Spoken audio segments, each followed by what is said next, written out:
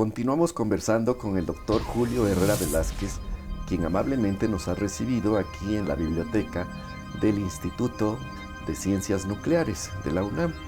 Y a continuación nos va a explicar qué cosa es un isótopo y qué aplicaciones tienen los isótopos de los diferentes o los más importantes para este tema de la tabla periódica. Bueno, lo que pasa es que las propiedades químicas de los elementos provienen básicamente del número de protones que existe en su núcleo, pero al mismo tiempo pueden tener una cantidad variable de neutrones.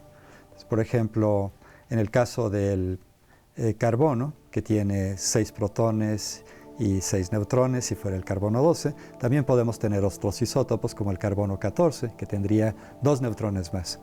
Y estos isótopos frecuentemente son radioactivos, de tal modo que podemos aprovechar su radioactividad natural, esto es algo que tenemos siempre en la naturaleza, para distintos propósitos. En el caso del carbono 14, por ejemplo, se puede utilizar la proporción que existe en el carbono 14 de un elemento que tiene ya un cierto tiempo para saber cuándo falleció. Entonces podemos fechar madera, podemos fechar huesos. Los fósiles de los los dinosaurios. fósiles de los dinosaurios, cosas por el estilo. Pero también se pueden producir isótopos artificiales para tratamientos en medicina, por ejemplo, el cobalto 60, que decae por radiación gamma. Esta radiación se puede utilizar para tratar tumores cancerosos. Hay otros isótopos como el tecnecio 99 metestable, que se puede utilizar para distintos tipos de diagnóstico, etc. O sea que los isótopos radiactivos tienen aplicaciones en la medicina, varios de ellos, en la historia en general. Porque, un isótopo que se utiliza mucho en exploración espacial, por ejemplo, es el plutonio 240, que se utiliza como fuente de energía para algunas naves espaciales. Ajá, los generadores termoeléctricos, por ejemplo, de los vehículos que se mandan al sistema solar, sí, más allá del planeta Marte, los que van a Júpiter, Saturno, donde la radiación solar ya es más baja, ¿no? La de la densidad por metro cuadrado, y entonces se necesita ya la energía solar no es suficiente, se necesita alterno. Sí, no se pueden usar celdas solares. Bien, pero si el Sol nos está dando esta fusión nuclear todos los días, ¿realmente la humanidad puede replicar esto? Porque fíjate, Julio, que hay una anécdota muy interesante de un premio Nobel de física, un francés, que en 1991 dijo algo así como: vamos a meter al Sol en una caja. Lo que no sabemos es cómo hacer la caja o de qué material construirla. Claro, el problema es precisamente el poder replicar lo que ocurre en el interior del Sol, pero en un laboratorio en la Tierra.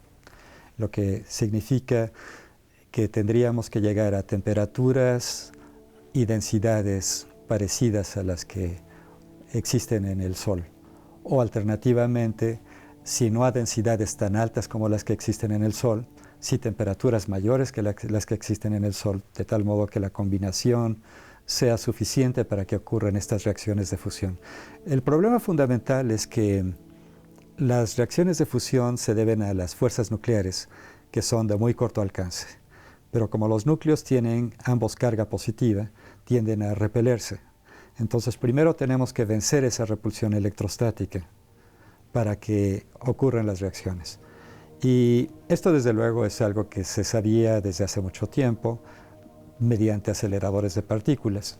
Ahí tenemos un blanco, una partícula que se acelera, choca, ocurre la reacción, pero no se genera más energía que la que se está invirtiendo. La idea es cómo podemos generar más energía que la que estamos invirtiendo.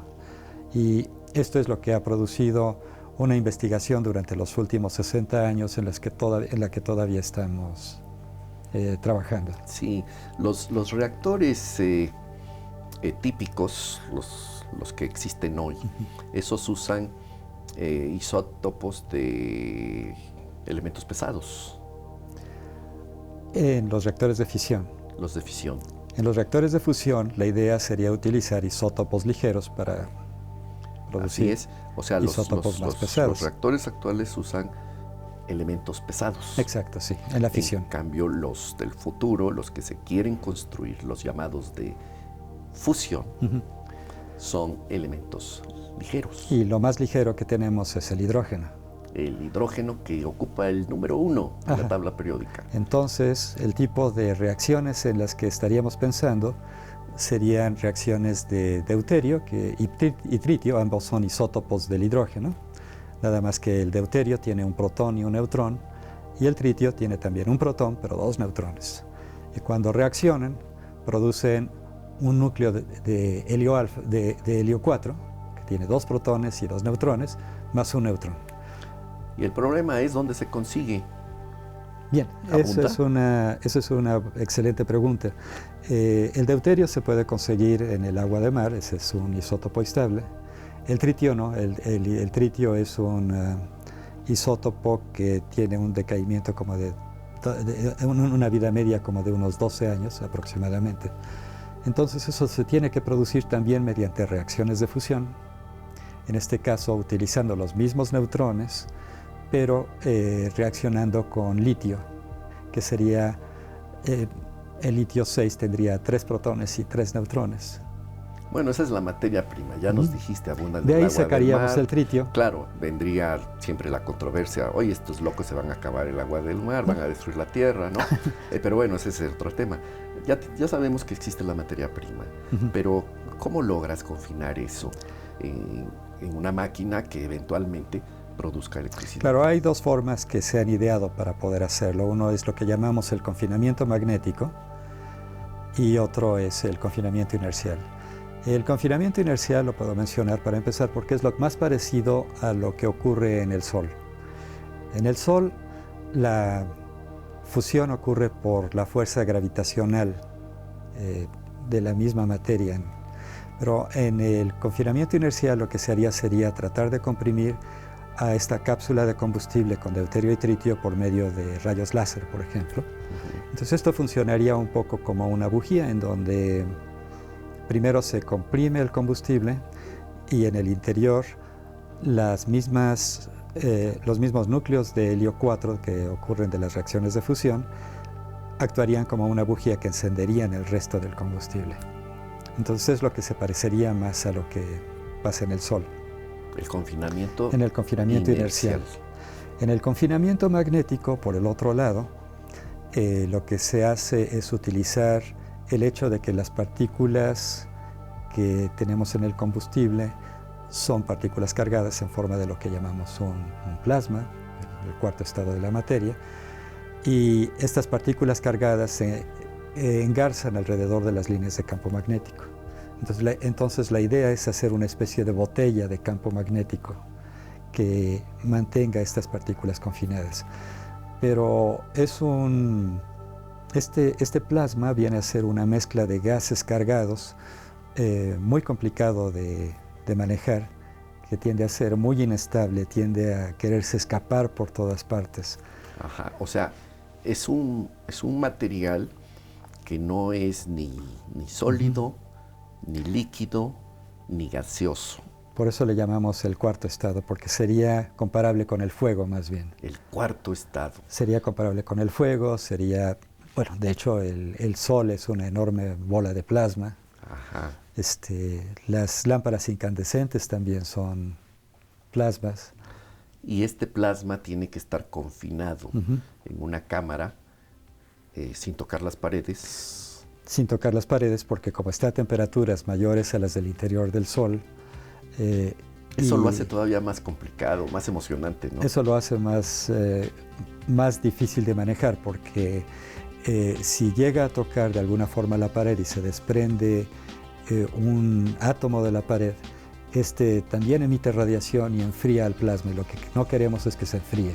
Pues esto suena muy interesante, Y Julio nos va a explicar después de un corte si existen ya planes para construir una planta grande, cuando menos de tipo experimental, sobre estos reactores futuristas de fusión, y si algún día podremos aprovechar quizás el regolito de la Luna, donde ya los astronautas de las misiones Apolo de hace mucho tiempo trajeron rocas a la Tierra y los científicos encontraron que contenían un isótopo llamado helio 3, que en la Tierra es muy escaso, pero que abunda en la Luna. ¿Será acaso la Luna nuestra futura mina para producir electricidad durante miles y miles de millones de años en la Tierra? ¿O está más difícil todavía que usar deuterio y tritio?